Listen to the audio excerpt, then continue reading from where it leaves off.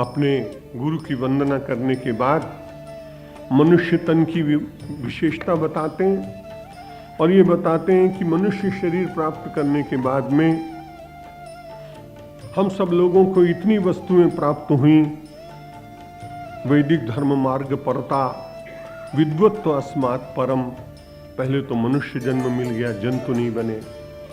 उसके बाद पौरुष करने के लिए, पुरुषार्थ करने के लिए हमारे भीतर पुरुषार्थ की वृत्ति जागी, कर्म की वृत्ति जागी। उसके पश्चात संसार का सर्वश्रेष्ठ धर्म वैदिक धर्म और उसके मार्ग पर चलने का अवसर प्राप्त हुआ।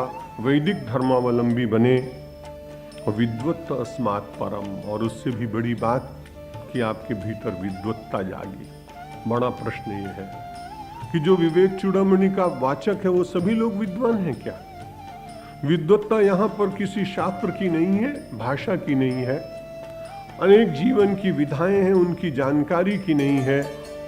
विद्वत्ता इस बात में इस देश की सार्थक मानी जाती है जिसमें व्यक्ति आत्मज्ञान की ओर बढ़ने का प्रयत्न करता है। इसलिए आप देखें संत साहित्य में और संतों के इतिहास में बहुत सारे ऐसे लोग मिलेंगे जिन्हें शास्त्रों का और उपनिषदों का ज्ञान नहीं है, जो बहुत साधारण बोली में भी अपनी बात कह गए हैं। प्रातःकाल ये बात कही गई थी, लेकिन उनका सम्मान बहुत हुआ। उनमें सर्वाधिक प्रचारित कोई महापुरुष है तो कबीरदास। पूरे देश में आप जाएंगे तो उनके मानने वाले बहुत लोग मिलते हैं। और कबीर ने जो बात कही है वो संस्कृत के बड़े बड़े विद्वान संभवतः अपने सुभाषितों में उतना श्रेष्ठ नहीं कह पाए।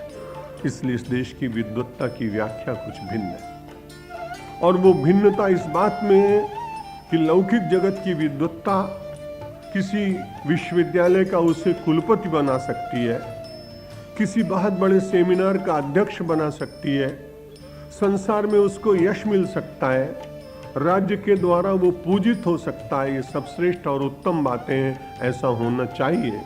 लेकिन विद्वत्ता की संपूर्ण सार्थकता उस दिन होती है जिस दिन व्यक्ति अपने को जानने का प्रयत्न कर पाता है। जब वो अपने अंतर को जान लेता है तभी उसकी विद्वत्ता की सार्थकता है। इसलिए भगवान ने आदि शंकराचार्य ने कहा कि मनुष्य को क्या करना चाहिए? आत्मानात्म विवेचनम स्वनुभवो ब्रह्मात्मनः संसितिः मुक्तिर्नो शतकोटि जन्म सुकृतैः पुण्यैर्विना लभ्यते। आत्मा और अनात्मा का ज्ञान क्या विनाशी है और क्या अविनाशी है, क्या स्थायी है क्या अस्थायी है, क्या शाश्वत है क्या अशाश्वत है, क्या मिट जाने वाला है और क्या रहने वाला है, इस प्रकार का विवेक। और फिर इस विवेक के द्वारा शरीर में रहते हुए आत्मा में स्थिति, क्योंकि शरीर तो माध्यम है, बिना माध्यम के संसार में कोई कार्य होता ही नहीं। इसलिए माध्यम की भी उतनी महिमा है, लेकिन माध्यम ही सत्य नहीं हो सकता। शरीर निश्चित रूप से हम सब लोगों की आध्यात्मिक साधना में सहायक है, लेकिन इस शरीर में ही हम सब कुछ देखने का प्रयत्न करने लगे तो देहाध्यास से मंडित व्यक्ति आत्मा अभ्यास नहीं कर सकता, आत्मदर्शन नहीं कर सकता। इसलिए भगवान आदि शंकराचार्य ने कहा ब्रह्मात्मना संस्थिति। धीरे धीरे अपनी साधनाओं के द्वारा, स्वाध्याय के द्वारा, संत सद्गुरु की सेवा करते हुए व्यक्ति को ब्रह्मात्म स्थिति प्राप्त हो और उसका अपना अनुभव होना चाहिए। जितना अनुभव व्यक्ति का अपना होता है उतनी प्रगति होती है। शास्त्र ने कुछ कहा, संत ने कुछ कहा, प्रवचन ने कुछ कहा, मालूम आजकल तो इतने प्रवचन भगवान की कृपा से विज्ञान के द्वारा प्रातः काल से सायंकाल तक मीडिया के द्वारा आते हैं और लोग उनको श्रवण भी करते हैं, अच्छी बात। लेकिन भगवान आदि शंकराचार्य कहते हैं स्वनुभव, उसमें से आपका अनुभव क्या बना। बैंक में बहुत पैसा है, कैशियर दिन भर उसको गिनता है, करोड़ों रुपए का वो लोगों के सामने चेक आते हैं और उनको पैसा देता चला जाता है, लेकिन उस पैसे का वो उपयोग नहीं कर सकता। यदि उस पैसे का उपयोग अपने लिए करने लगे तो शायद उसकी नौकरी भी चली जाए और संभवतः उसे जेल भी जाना पड़े।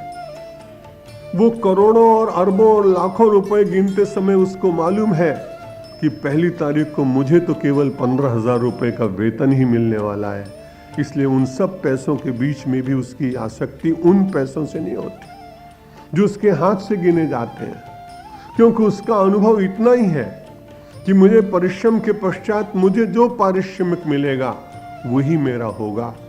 ठीक इसी प्रकार से शास्त्र कितने भी हों, संत वचन कितने भी हों, तीर्थ कितने भी हों, सरिताएं कितनी भी हों, उन सब का हम सेवन कितना भी क्यों न करें, सब अच्छी बात है, लेकिन उसमें से आपका अपना अनुभव क्या बना, जो आपका अनुभव है वही आपको निश्चित रूप से सहायक होगा।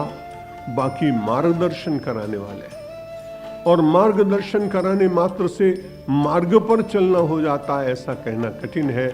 जब तक व्यक्ति पथिक बनकर अपनी मंजिल की दूरी को कम करने का प्रयत्न न करे, तब तक उसका अनुभव स्वात्म अनुभव नहीं होता है।